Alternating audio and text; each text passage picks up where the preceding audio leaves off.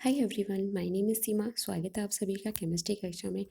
इससे पहले जो मैंने वीडियो डाली थी उसमें हमने बात की थी, एक ऑर्गेनिक केमिस्ट्री का क्वेश्चन था, वो सॉल्व किया था और आपसे पूछा था कि आपके क्वेश्चंस चाहिए या क्वेश्चन आंसर वीडियो चाहिए। तो आपको जो रिस्पांस मिला है उसके अकॉर्डिंग आपको क्वेश्चन आंसर वीडियोज़ चाहिए। तो देखिए, यहाँ पर जो सेकेंड लेक्चर है इसमें हम दो ऑर्गेनिक केमिस्ट्री के क्वेश्चन डिस्कस करेंगे, कि आपको किस तरह से लिखना है। अच्छा, इससे पहले एक और बात कि आपको एक चीज़ बतानी थी। हाँ, तो सिंपली जब हम देख रहे हैं, यहाँ पर जो ऑर्गेनिक केमिस्ट्री के जो क्वेश्चंस हैं ये मैं पहले स्टार्ट कर रही हूँ, ठीक है। तो पहले जो है हम ऑर्गेनिक केमिस्ट्री के कुछ क्वेश्चंस देखेंगे, देन उसके बाद फिजिकल केमिस्ट्री पे की तरफ मूव करेंगे। फिजिकल केमिस्ट्री के जो क्वेश्चंस हैं वो देखेंगे। इनऑर्गेनिक केमिस्ट्री के काफ़ी क्वेश्चंस मैं ऑलरेडी सॉल्व करा चुकी हूँ, अगर आपने नहीं देखा है तो आप वो एक बार देख लीजिएगा। और अगर टाइम मिलता है एग्ज़ाम से पहले तो हम कुछ और क्वेश्चंस भी डिस्कस करेंगे। तो इस वीडियो सीरीज़ में मैं कुछ इंपॉर्टेंट क्वेश्चन जो हैं वो डिस्कस करूँगी, और कुछ क्वेश्चंस में आप कहाँ गलती कर सकते हो, कहाँ गलती करने की प्रॉब्लम्स पॉसिबिलिटीज़ हैं, तो वो उस टाइप के क्वेश्चंस मैं डिस्कस करूँगी। और यूपीपीसीएस जो मेंस में जो क्वेश्चंस है उसके अलावा भी जो एनसीईआरटी या फिर आपके स्टेट बोर्ड में जो क्वेश्चंस पूछे गए हैं और इम्पोर्टेंट है आपके एग्ज़ाम पॉइंट ऑफ व्यू से, तो उस टाइप के क्वेश्चंस यहाँ पर आपको देखने को मिलेंगे। अच्छा, अभी आप सोच रहे होंगे कि राइमाटाइमर रिएक्शन आपने क्यों चूज़ की, ये तो काफ़ी इंपॉर्टेंट है। ओके, काफ़ी इम्पॉर्टेंट है, इजी है, आपको इजीली अवेलेबल हो जाएगी, आपको हर एक ऑर्गेनिक केमिस्ट्री की बुक में मिल जाएगी और जनरली आपको आती भी होगी, ठीक है, मानती हूँ आती होगी। लेकिन इस एक रिएक्शन से आप क्या गलती कर सकते हो, आप कहाँ कहाँ मिस्टेक्स कर सकते हो, वो पॉइंट्स मैं आपको बताऊंगी। साथ ही ये जो रिएक्शन है, मैंने जब यूपीपीसीएस के मेंस के जो पेपर एनालाइज किए थे उनमें मैंने देखा है कि ये जो रिएक्शन है फ्रिक्वेंटली पूछी गई है। इससे ये आइडिया निकल रहा है कि जो आपका क्वेश्चन जो है 90% चांस है कि ये वाली जो रिएक्शन है आपसे पूछी जा सकती है, ठीक है। तो एक ये रीज़न है कि आपको ये रिएक्शन मैंने यहाँ कराई है। तो ये रिएक्शन काफ़ी इंपॉर्टेंट है और एग्ज़ाम में आने के चांसेस बहुत ज़्यादा हैं, हाई है। तो अगर आपको ईजी है और आपने नहीं पढ़ी है और एग्ज़ाम में आ जाती है तो काफ़ी लॉस होगा इस चीज़ का, ठीक है। तो आप जब किसी क्वेश्चन की आने की प्रोबेबिलिटी जो ज़्यादा है तो आप उसको अच्छे से पहले से तैयार करके रखिए, ठीक है। अच्छा, एक और चीज़, यहाँ पर जो ये रिएक्शन है डायरेक्ट एक तो इस तरीके से पूछी हुई थी कि रेमेटेमेंट रिएक्शन एक्सप्लेन कीजिए। मैकनीज पूछा हुआ था कि कुछ नेम रिएक्शंस दे दी थी, उसमें से एक रेमेटेमेंट नेम मतलब रिएक्शन भी थी, और आपसे मैकनीज पूछ लिया है, रिएक्शन पूछ लिया, ठीक है। शॉर्ट नोट्स पूछ लिया, इस तरह से पूछ सकते हैं। और कुछ कई बार जो क्वेश्चन है ये कुछ इस तरीके से आया था कि C6H5OH, और इसमें क्या दिया हुआ था, क्लोरोफॉर्म डाली हुई है और इसमें NaOH डाला हुआ है, हीट दे रखी थी।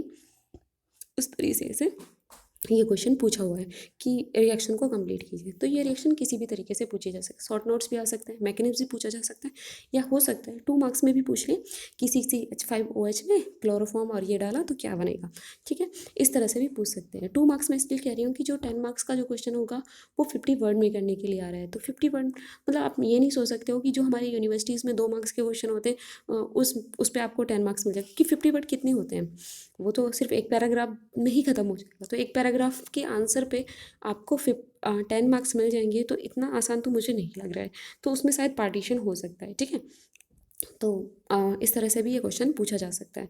ओके, सेकेंडली हम बात करें रेमेटेमेर रिएक्शन जो है, इसके थ्रू जो और भी बाकी नेम रिएक्शन है, इसी के अकॉर्डिंग आप इस क्वेश्चन को जिस तरह से मैंने सॉल्व किया है उसी अकॉर्डिंग आप बाकी नेम रिएक्शन को भी सॉल्व कर सकते हो। साथ ही इस क्वेश्चन को और किस तरह से अच्छा बना सकते हो ये आपके ऊपर डिपेंड करता है, इस क्वेश्चन को आप और भी अच्छा बना सकते हो, ठीक है। ओके, तो स्टार्ट करते हैं नेम रिएक्शन रेमेटेमेर। इस रिएक्शन को देखिए अंडरलाइन किस तरीके से किया है। तो पहले आप फोकस कीजिए कि मैंने किन वर्ड अंडरलाइन किया है। देखिए, phenol, chloroform, sodium hydroxide, ACHO group at ortho position, ठीक है।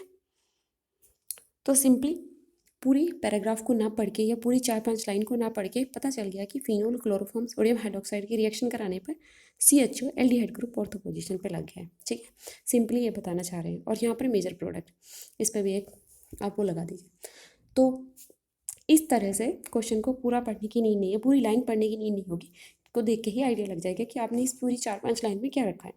तो काफ़ी अच्छा इफेक्ट डालेगा आपके क्वेश्चन पे। Okay, the reaction of phenol with chloroform in the presence of sodium hydroxide, CHO aldehyde group, bracket में एल्डिहाइड भी आप लिख सकते हो, group is introduce at ortho position of benzene ring as major.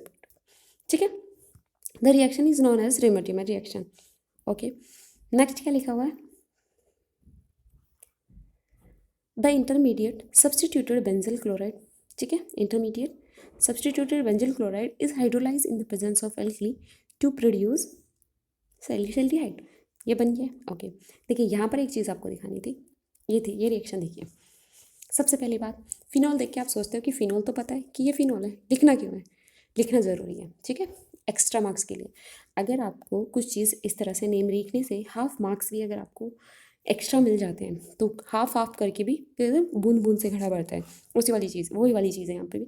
Half marks भी अगर आपको मिल जाते हैं तो वो काफ़ी अच्छा रहेगा। ठीक है, सिलेक्शन का पता नहीं है ना कितने मार्क्स पे कितने नंबर से आपकी रैंक ऊपर नीचे हो सकती है, या फिर सिलेक्शन के लिए आप इन हो सकते हो। ठीक है, तो आउट होने से बच सकते हो, तो ये चीज़ है। तो फिनोल अगर देखा है तो उसके नीचे उसका नाम जरूर लिखिए। फिनोल हो गया, नाइट्रो हो गया, नाइट्रो बेंजीन हो गया, या फिर एनिलीन हो गया, कुछ भी, वट जो भी रिएक्शन में आया हुआ आपको नाम पता है, नाम जरूर लिखिए। ठीक है, तो फिनोल हो गया, क्लोरोफॉर्म के नीचे क्लोरोफॉर्म। ठीक है, ये इसकी कंडीशन है, वो दे दी। अच्छा, यहाँ पर गलती क्या हुई है, यहाँ पर ये गलती देखिए। देखिए इस वाली चीज़ को आप ध्यान से देखिए, जब ये आप यहाँ देख रहे हो तो यहाँ पर क्या लग रहा है, ये क्या था? देखिए, एक सबसे पहले तो ये तो मिस्टेक, बाई मिस्टेक ही हो गया है, ये CHO है। ठीक है, ये CHO है, इसको CHO। आप देखिए यहाँ माइनर लिखा है, यहाँ मेजर लिखा है, कुछ समझ नहीं आ रहा है कौन सा माइनर कौन सा मेजर है? हाँ, अंडरस्टैंड है कि ऑर्थो जो है वो मेजर बनता है पैरा की तुलना में, लेकिन इस तरह से आपको नहीं लिखना है, मिसमैच करके ऐसे नहीं लिखना है कि सैलिसिल्डिहाइड माइनर 2 हाइड्रोक्सी बेंजीन मेजर, क्या कहना चाह रहे हैं समझ में नहीं आया। इससे अच्छा था कि आप ये ऐसे लिखते। ठीक है, ये क्वेश्चन को आप ऐसे लिख सकते हो, यहाँ पर आप लिखते या तो मेजर क्लियरली और माइनर, हो गया। इसके नीचे थोड़ा सा इधर की तरफ इसको लिखते सैलिसिल्डिहाइड। ठीक है, 2 हाइड्रोक्सी बेंजिल्डिहाइड यहाँ पर लिखते, और 4 हाइड्रोक्सी बेंजिल्डिहाइड यहाँ पर लिखते। ठीक है, इस तरह से लिखिए, सो डैट देखिए राइटिंग आपकी कैसी है उससे फ़र्क नहीं पड़ता है, आपने जो लिखा है वो नीट और क्लीन होना चाहिए, ईजिली अंडरस्टैंडेबल होना चाहिए, समझ में आना चाहिए, वो से आपको लिखना है। इस तरह की मिस्टेक आपको नहीं करनी है। ठीक है, ओके, तो चलिए अब देखते हैं इसका मैकेनिज्म। मैकेनिज्म कैसे लिखा है, तो रिएक्शन मैकेनिज्म इसका इस तरह से लिखा है, क्लियर लिखना है आपको। ठीक है, एक एक स्टेप जो आप दिखा रहे हो बिल्कुल क्लीन होना चाहिए, क्लियर होना चाहिए। इसकी प्रैक्टिस आप 2 से 4 बार कीजिए, 4 बार कीजिए, 5 बार कीजिए। क्वेश्चन इंपॉर्टेंट है, और जितनी भी नेम रिएक्शन पॉसिबिलिटीज़ हैं आने की, वो आप ज़रूर एक बार अपने एक नोट्स में बना लीजिए, और 1-2 बार उसको 2-3 दिन में एक बार देख जरूर लीजिए कि किस तरह से कोई भी स्टेप आप कर रहे हो तो वो आप अच्छे से नीट और क्लीन होना चाहिए। ठीक है, देखिए इसमें क्या बनता है, कार्बिन बनती है डाइक्लोरोकार्बिन, वो आपने दिखा दी किस तरह से बनेगी, डाइक्लोरोकार्बिन का फॉर्मेशन करा दिया।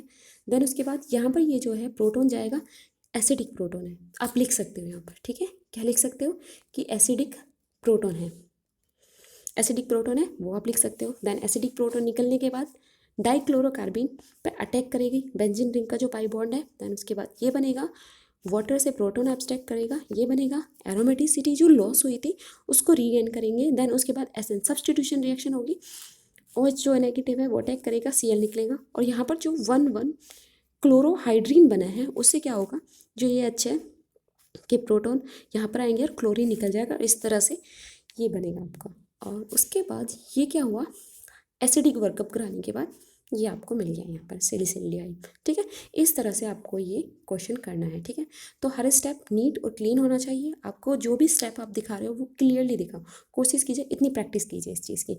ठीक है, रिएक्शन काफ़ी इंपॉर्टेंट है, एक बार आप ज़रूरी इस रिएक्शंस को देख लीजिएगा। ओके, बात करते हैं इस क्वेश्चन की।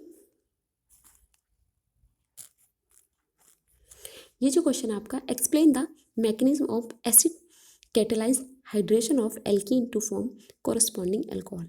ओके, ये क्वेश्चंस किस तरह से मिल सकता है आपको, सेम क्वेश्चन मिले ज़रूरी नहीं है। इसमें आपको मैकेनिज्म पूछा है acid catalyse hydration of alkene का टू फॉर्म कोरस्पॉन्डिंग एल्कोहल। ये जो क्वेश्चन है एल्कीन की प्रॉपर्टी में आ सकता है, अगर एल्कीन की प्रॉपर्टीज़ पूछिए तो उसमें से एक प्रॉपर्टीज़ ये हो सकती है कि एल्कीन के एसिड कैटेलाइज हाइड्रेशन कराने से हमें अल्कोहल मिलता है। ठीक है, एक क्वेश्चन हो गया। दूसरा इस तरीके से पूछा जा सकता है कि अल्कोहल की प्रिपरेशन कैसे करते हो। तो अल्कोहल की प्रिपरेशन के लिए आप acid catalyse hydration of alkene के थ्रू हम क्या बना सकते हैं, अल्कोहल बना सकते हैं। दो तरह का क्वेश्चन हो गया। इसी क्वेश्चन को, ठीक है, अल्कोहल की प्रिपरेशन के लिए यूज़ कर सकते हो, एल्कीन की प्रॉपर्टी के लिए यूज़ कर सकते हो। और अगर आपसे एसिड कैटालाइज हाइड्रेशन पूछा है एल्कीन का, तो वहाँ कर सकते हो। 3 क्वेश्चन आपके इस क्वेश्चन से तैयार हो गए। तो आपको सोच के भी चलना है कि इस क्वेश्चन को कैसे कहाँ यूज़ कर सकते हो। ज़रूरी नहीं है आपने जो क्वेश्चन तैयार किया है, प्रिपेयर किया है, तो उसी तरीके से पूछा जाए। उस क्वेश्चन को आप अलग तरीके से भी मतलब कर सकते हो। मान लीजिए अल्कोहल की प्रिपरेशन पूछ लिया, आपको कोई याद नहीं आई, लेकिन आपने एसिड कैटालाइज हाइड्रेशन पढ़ा है, आपको पता है उसमें अल्कोहल बनता है, तो आप बना सकते हो कि अल्कोहल को हम इस तरीके से भी बना सकते हैं। ओके, देख लेते हैं। जो एसिड कैटालाइज हाइड्रेशन होता है एल्कीन का, पहले वो रिएक्शन दिखा दी। देखिए यहाँ पर लिखा हुआ है ना, एल्कीन मेंशन किया हुआ है, एल्कीन से क्या बना है, अल्कोहल बना है, ठीक है। ओके, मैकेनिज्म तो देखिए, following steps are involve in the acid catalyse hydration of alkene. कौन कौन से 3 स्टेप इसमें यूज होते हैं, हर स्टेप को आप क्लियरली मेंशन कीजिए। जैसे कि step 1, protonation of alkene to give carbocation by electrophilic attack of H3O positive H1 below. तो देखिए क्या हुआ, वाटर एसिड से ये क्या बन गया, H3O पॉजिटिव। अब क्या होगा यहाँ पर, इलेक्ट्रोफिलिक अटैक ऑफ किसका, H3O पॉजिटिव, ये हो गया, क्या हो गया यहाँ पर, कार्बोकेटाइन का फॉर्मेशन हो गया, ठीक है। और वाटर मॉलिक्यूल क्या हो गया, रिलीज हो गया। ओके, ये बन गया। देन सेकेंड स्टेप की अगर हम बात करें, सेकेंड स्टेप में क्या होगा, nucleophilic attack of water on carbocation to form, ठीक है। देखिए अब क्या होगा कि वाटर का क्या होगा, न्यूक्लियोफिलिक अटैक होगा, ठीक है। अब यहाँ पर इसका न्यूक्लियोफिलिक अटैक हुआ है, ये कार्बोकेटाइन पर अटैक करेगा और क्या बनेगा, प्रोटोनेटेड अल्कोहल बनेगा। नेक्स्ट स्टेप जो होगा इसका, थर्ड जो स्टेप होगा उसमें क्या बनेगा,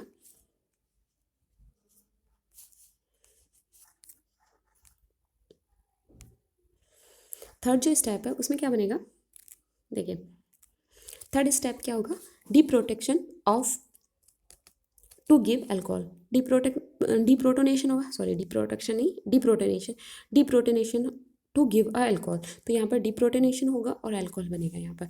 तो इसमें 3 स्टेप इन्वॉल्व हुए थे, तो कौन कौन से, फर्स्ट स्टेप था, ओके, फर्स्ट स्टेप था, फर्स्ट स्टेप में क्या हुआ, पहले प्रोटोनेट किया एल्कीन को, sorry protonation of alkene to give carbocation by electrophilic attack को H3O पॉजिटिव ऐसे होते हैं। तो इस तरह से क्या हुआ कि यहाँ पर कार्बोकेटाइन का फॉर्मेशन हुआ। सेकंड में जो कार्बोकेटाइन फॉर्म हुआ है उस पर वाटर मॉलिक्यूल का क्या हुआ, अटैक हुआ। देन थर्ड में क्या हो रहा है, थर्ड में आपका डीप्रोटोनेशन हो रहा है। तो ये 3 स्टेप हो गए। तो इस तरह से आपके ये 2 क्वेश्चन हो गए हैं। अब हम बात कर रहे हैं जो क्वेश्चन नंबर 4 होगा, ये हम नेक्स्ट वीडियो में करेंगे। ये काफ़ी इंपॉर्टेंट आपका क्वेश्चन है, ये जो होगा नेक्स्ट वीडियो में हम सॉल्व करेंगे, काफ़ी इंपॉर्टेंट है। एसिड बेसिस, एसिडिक नेचर अगर आपको बताना है, जैसे explain orthonitrophenol is more acidic than orthomethoxyphenol. तो इस टाइप का जो क्वेश्चन है, एक बार आप इसको ट्राई करके देखिएगा कि आप अपनी तरफ से इस क्वेश्चन का आंसर कैसे कर पा रहे हो, ठीक है। तो नेक्स्ट वीडियो में आपको इस क्वेश्चन का आंसर मिल जाएगा। इसके अलावा और जो नेक्स्ट और भी क्वेश्चन होंगे उनके भी आंसर आपको मिल जाएंगे। आई होप ये वीडियो आपके लिए हेल्पफुल रही होगी। Thank you.